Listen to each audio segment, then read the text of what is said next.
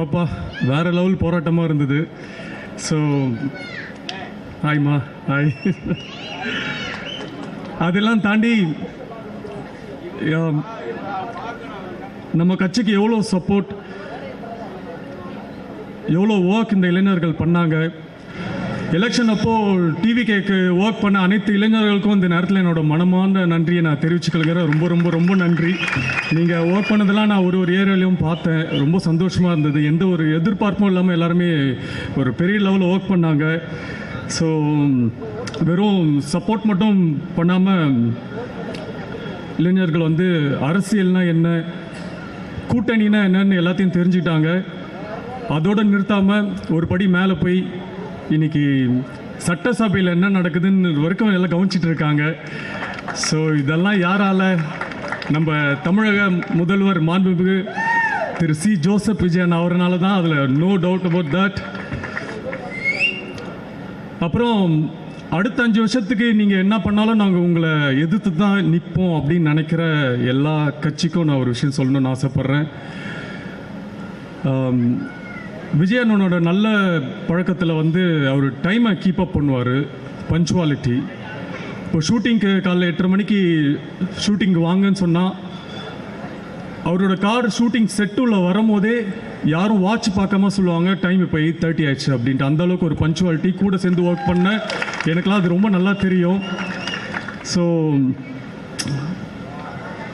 அவர் மக்களுக்காக இந்த ஒரு பொழுதுபோக்குக்காக பண்ணுற ஒரு விஷயம், தான் ரசிகர்களை சந்தோஷப்படுத்தணும் அப்படின்னு நினச்சி பண்ண அந்த வேலைக்கே அவர் அந்த அளவுக்கு ஒரு பொறுப்பாக இருக்கிறாருன்னா,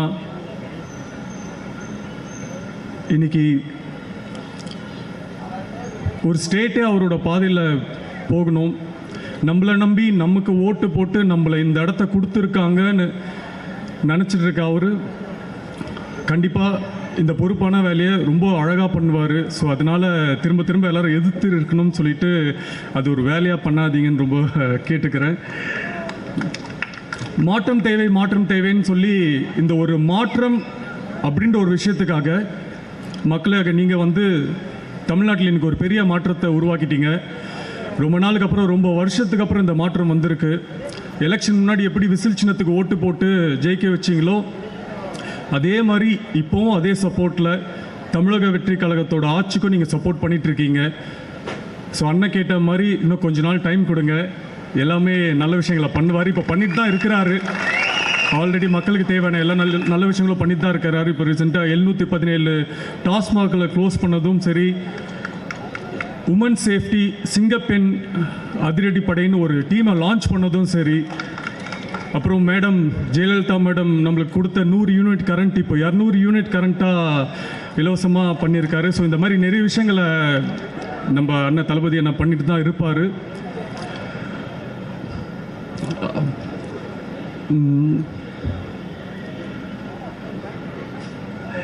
அதுக்கப்புறம் இப்போ இங்கே வந்து ரீசெண்டாக நம்மளுக்கு கரண்ட்டில் இருக்கிற ஒரு ப்ராப்ளமே இந்த கரண்ட் ப்ராப்ளம் தான்.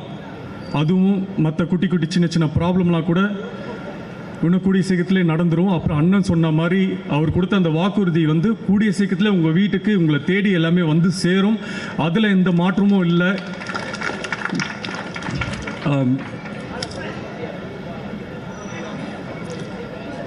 ஸோ எல்லாரும் கான்ஃபிடண்ட்டாக இருங்க, நல்லதே நடக்கும். நாளைக்கு பிறந்த நாள் காணும் நம்ம அண்ணன், நம்ம தளபதி, நம்ம சிஎம், அவருக்கு நம்ம எல்லாரும் சேர்ந்து ஹாப்பி பர்த்டே விஜய் அண்ணான்னு சொல்லிடலாமா? ஹாப்பி பர்த்டே விஜய் அண்ணா. லவ் யூண்ணா, லவ் யூண்ணா. Always we always love you. நான் வந்து படத்தில் உங்களுக்கு ஒரு படத்தில் நான் தம்பியாக நடித்தேன். ஆனால் எனக்கு இப்போ தான் தெரியுது இந்த தமிழ்நாட்டில் யாருமே உங்களுக்கு தம்பியாக நடிக்கலை, உண்மையிலே தம்பியாக வாழ்ந்துட்டு இருக்காங்கன்னு தெரியுது. அந்த அளவுக்கு உங்கள் மேலே ஒரு பாசம் அன்பை வச்சுருக்கிறாங்க. அவர் எப்பவுமே சொல்லுவார், இங்கே 2 கட்சிக்கு தான் போட்டி, ஒன்று டிவிகே இன்னொன்று டிஎம்கேன்னு சொல்லுவார்.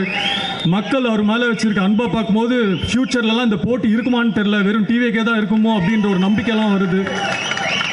ரொம்ப சந்தோஷமாக இருக்குது இதெல்லாம் பார்க்கும்போது. இந்த அன்பும் இந்த பாசமும் எப்போவுமே நம்ம தளபதிக்கு நீங்கள் கொடுத்துட்ருக்கணும். நான் ரொம்ப அன்போடு பணியோடு கேட்டுக்கிறேன். மீண்டும் உங்களை சந்திக்கும் வரை நன்றி, வணக்கம், தேங்க்யூ.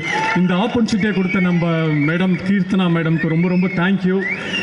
ரொம்ப ஸ்வீட்டாக இன்வைட் பண்ணாங்க இந்த ஒரு ஃபங்க்ஷனுக்கு. நான் இந்த மாதிரி ஸ்டேஜில் வந்து தமிழக வெற்றி கழகத்துக்காக பேசுகிற முதல் ஸ்டேஜ் இந்த ஸ்டேஜ் தான், சிவகாசி தான். ஸோ அதுக்கு இன்வைட் பண்ண கீர்த்தனா மேம்க்கும் நம்ம ஐஎம்யூஎல் நம்ம கட்சி தலைவர்களுக்கெல்லாம் கூட நான் ரொம்ப நன்றியை தெரிவிச்சுக்கிறேன். இன்னும் கூட கூட திரும்ப திரும்ப சிவகாசிக்கு நான் வரணும்னு ஆசைப்பட்றேன். ஸோ உங்களோட ரிக்வெஸ்ட் வைஸ் மேம் கிட்ட சொல்லுங்கள், வேறு எந்த ஹீரோ வேணால் இவரை கூப்பிடுங்க சொல்லுங்கள்.